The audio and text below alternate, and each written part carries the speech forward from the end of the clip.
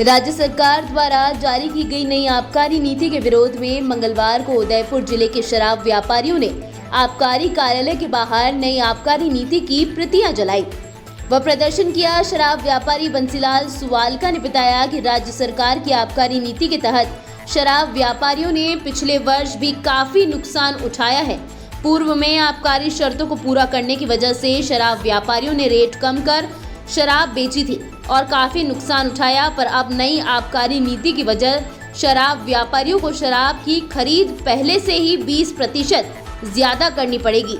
और जब सरकार खुद यह नियम निकाल रही है कि शराब की बिक्री कम से कम हो, वहीं दूसरी तरफ यह नीति भी निकाल रही कि पिछले वर्ष से 20% ज्यादा शराब व्यापारियों को आबकारी से खरीदनी पड़ेगी, तो यह कहां तक उपयुक्त है। और अभी देसी व विदेशी शराब के ठेके भी एक ही कर दिए हैं और उनकी संख्या में भी काफ़ी बढ़ोतरी कर दी है। तो ऐसी हालत में शराब व्यापारी कैसे शराब बेचेगा? ऐसे में उसे आर्थिक नुकसान ही उठाना पड़ेगा। और हर बार की तरह इस बार ठेका अवधि 1 वर्ष की जगह 2 वर्ष का किया गया है।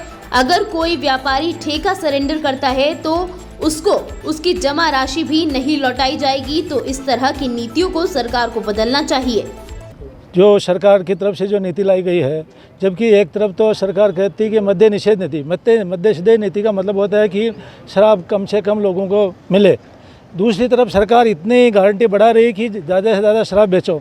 तो ये सरकार दोनों तरफ से इस तरह से कर रही है और इसमें कुल मिला के सरकार ठेकेदारों का और पब्लिक का शोषण करना चाहती है।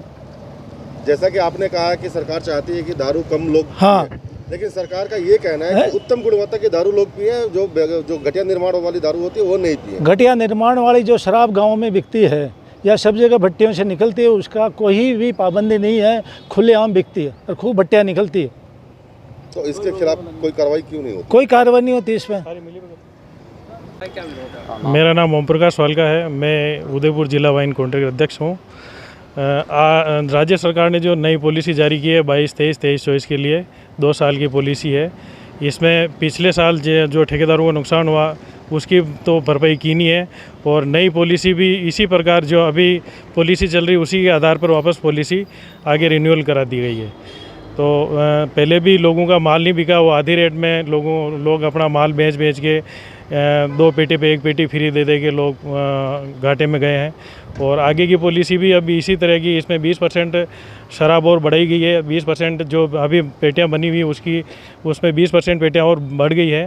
तो 20% पेटी बढ़ने के बाद में अब कितनी पेटियाँ पहले भी जो बची हुई है उसमें 20% प्लस हो गई है। अब इन पेटियों को हम कहाँ ले जाके बेचेंगे?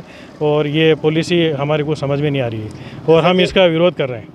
जैसा कि पिछली बार हमेशा ये हुआ कि 1 साल का कॉन्ट्रैक्ट हुआ है, लेकिन अब की बार 2 साल की पॉलिसी की है। दोनों साल के लिए ठेकेदारों को पाबंद किया जा रहा है कि भाई बाध्य किया जा रहा है कि 2 ही साल तक आप पॉलिसी में प्रतिबंधित हैं। 2 ही साल में आप बीच में कभी इस दुकान को छोड़ नहीं सकते। आप लोगों की क्या मांग है? जमा पैसा हमारी तो ये मांग है कि गारंटी सिस्टम बंद हो। आबकारी नीति दारू में कम बेचने के लिए सरकार कहती है कि मद्य संयम नीति है, लोगों को शराब कम पिलाएं, मगर यहाँ तो गारंटी बढ़ा चढ़ा के गारंटी पेटियाँ बना के सरकार दे रही है। तो हम इतनी पेटियाँ बेच नहीं पा रहे हैं, इतनी सेल है नहीं है और इतने पीने वाले भी नहीं है जितनी ये पेटियाँ दे रहे हैं। पहले की अपेक्षा में अभी हर जगह गली और चौराहे पे ठेके ज़्यादा दिखे जा रहे हैं, इसका क्या कारण है? हाँ, तो पहले देसी अलग थी, अंग्रेजी अलग थी, तो अब क्या दोनों को शामिल करके अंग्रेजी और देसी दोनों दुकानें शामिल कर दिए, तो सारी दुकानें रोड पर आ गई है।